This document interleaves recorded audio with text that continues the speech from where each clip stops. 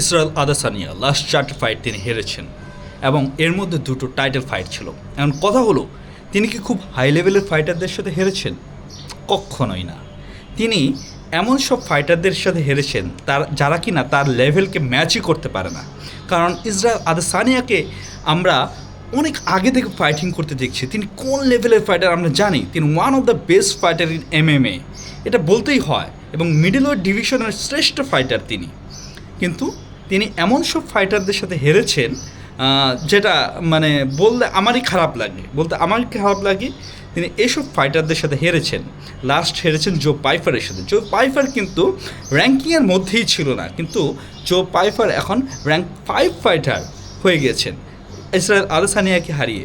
আমি আগেই বলেছিলাম যে জো পাইফার এই ম্যাচটি জিতবেন, কারণ জো পাইফারের সেই প্রস্তুতি ছিল, সেই ম্যাচ রিডিং মানে তিনি খুব ভালোভাবে করেছিলেন, এবং তিনি খুব ভালোভাবে ইসরায়েল আদাসানিয়া কীভাবে ম্যাচগুলো হেরেছেন। লাস্ট জো পাইফারের আগে যে 3টা ম্যাচ হেরেছেন, সেই 3টা ম্যাচ কীভাবে হেরেছেন সেটা কিন্তু তিনি পর্যবেক্ষণ করেছেন, এবং ইসরায়েল আদাসানিয়ার যে দুর্বল পয়েন্টগুলো রয়েছে সেই পয়েন্টগুলো কিন্তু ফাইন্ড আউট করতে পেরেছেন, এবং সেই অনুসারে কিন্তু তিনি ফাইট করেছেন। যার কারণেই জো পাইফার খুব আমি ইজিলি বলবো এই ফাইটটা কিন্তু জো পাইফারই মানে প্রতিটা ইয়েতে ডমিনেন্স করেছেন জো পাইফার। সো জো পাইফার শেষ পর্যন্ত তিনি কিন্তু নকআউটে এই ম্যাচ জিতেছেন, এবং দুর্দান্ত একটি ম্যাচ ছিল, অবশ্যই বলতে হয় দুর্দান্ত একটি ম্যাচ ছিল, এবং জো পাইফার জিতেছেন এবং তাকে কংগ্রেচুলেশন। এখন কথা হলো, ইসরায়েল আদাসানিয়া কি ফিরতে পারবেন আর কখনো? বড় একটি কোশ্চেন।